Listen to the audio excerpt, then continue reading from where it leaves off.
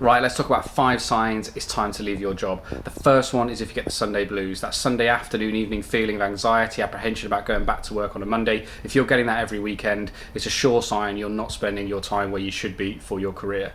The second one is if you get the kind of desire for Friday to come around all the time. Now, we all get the Friday feeling, that's fine, but if it's on a Monday afternoon and you're kind of already thinking about the Friday ahead and you're counting down the hours and the time, that is a really bad sign that you're not enjoying how you're spending your working week.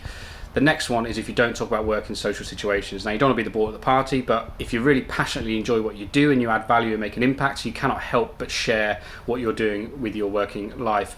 The next point is around if you check out and switch off at 5 p.m. every day. Now, of course, we have to manage work-life balance, but if you really, again, passionately enjoy what you do and you're adding value, you cannot help but put in those extra hours because you really want to continue and you're enjoying your work. It's more play than work. And the final one tied into that is if you have no desire to progress.